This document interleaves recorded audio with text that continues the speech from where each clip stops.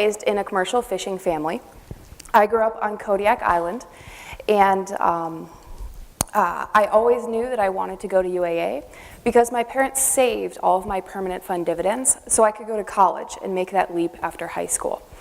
Judging by the helmet hair in this photo, I'm about 9 and not really thinking about college, but I digress a little bit.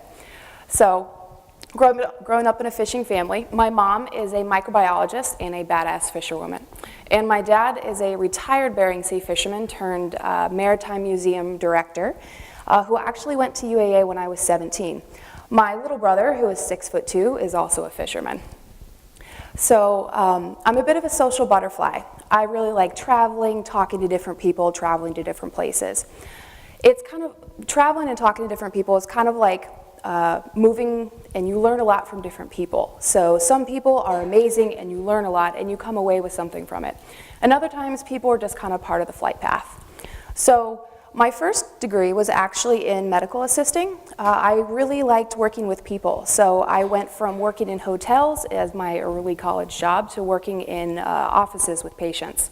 So health really kind of piqued my attention, and I really liked working with people and learning from them. So I was a medical assistant. That was an Associates of Applied Science, also through UAA. About 3 years into my medical assisting career, I felt kind of unfinished. So, as my parents will tell you, while they were out picking fish, I would have rather been on the beach cooking salmon and cakes and pies and things like that, not picking fish.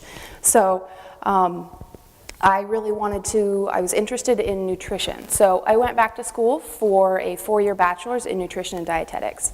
I feel like this photo is really indicative. All it needs is some pizza to say, college brought to you by coffee and chocolate. So I signed up for all the necessary dietetics courses. So I signed up for food science, hospitality, statistics, nutrition, things like that. I also had to take a lot of chemistry. After failing Chemistry 105 twice and passing it a third time, and then halfway through failing Chemistry 106 a second time, I had to take a really long, hard look at my degree dreams. It was like this dark forest loomed ahead of me, and I had to make a decision. I'm a pretty persistent, perseverant person, but I wasn't going to take failure as an option. So UAA has something called DegreeWorks. It's kind of like a tool that helps you look at your previous classes and what you could do as a potential in the future. So it's kind of like the Hogwarts sorting hat. It really helps you choose your future potential, and it happened to land upon something called health education. I had no idea what it was. It sounded kind of like health. It sounded like education. Sure, I'm already in the health field. I could probably do that.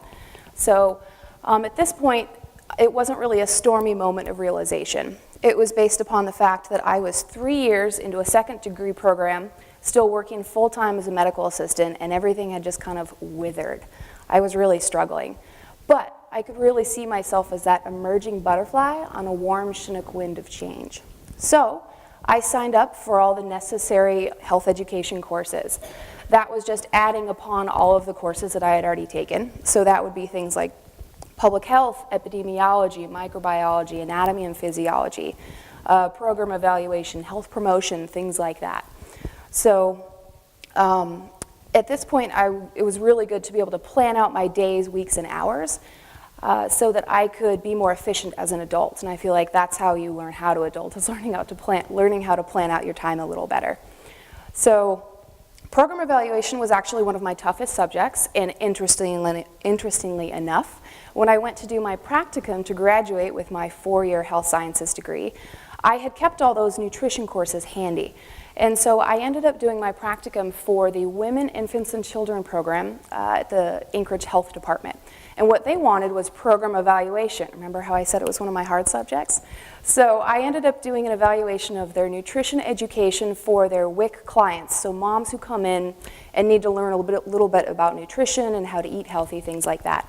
So what I ended up doing is analyzing their client education, and I came away from it and gave some recommendations to the WIC staff saying, it would be better if this were maybe more visuals, more graphics, more simple words, simple concepts, make the concepts more streamlined. Also adding in more language tools and Google Translate for people who speak different languages. Anchorage is a really diverse community. As a result of my program evaluation, WIC actually changed their nutrition education to a national model. So it was really cool to see my handiwork ripple onto such a big arena. Also, while I was doing my practicum, I was about to graduate from UAA, and this full-time health educator job opened up at the health department. That's right up my alley, right? That is why I went back to school. So I applied for this job, and I didn't get it.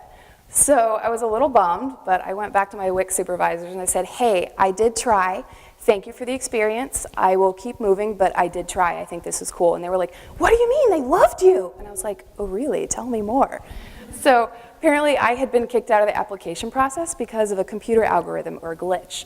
So because of me being slightly persistent and asking about it, I got the full-time health educator job right when I was graduating from UAA. That's probably why I'm smiling so much in this picture, because I have a job lined up for me pretty much as I'm leaving. This is also important because cut off half in that picture, that is my husband, who was just as excited to graduate as I was. So it's also good to know that there's an end and you can finish at some point.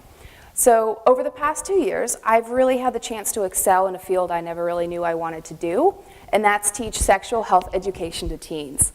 I'm a really big factoid nerd, so I love spouting off facts now about STDs, condoms, periods, birth control, body parts, consent, healthy relationships, all those things that are part of the conversation now, and it's really important. I feel like I've really blossomed into this, and that I want people to have that autonomy and to have that ability to talk about their health and to make their own choices. Sexual health is something that's really evolving in our society, is something that's being more positive. We need to talk about it more often.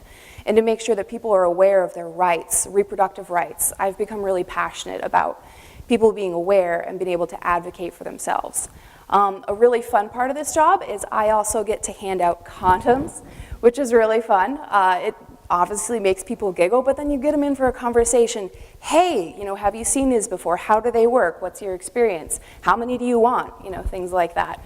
So I also get to do really fun stuff, like go to community events, tabling events, talking to other professionals, doing educational presentations with youth and being able to answer all those questions in an honest, professional manner, because if they don't have someone they can ask, where are they going to learn it from? So you want to make sure that you're giving them the right answers for these kind of things. So I also have to do adulty things like grant reports and staff meetings and things like that. But I really live for the education part with teens.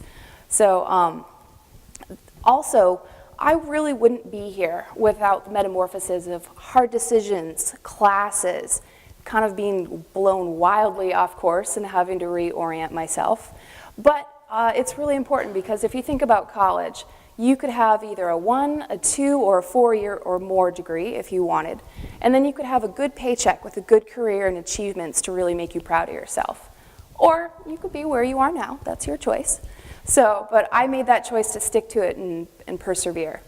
So I think my teenage self would probably kind of giggle if she knew what I did now.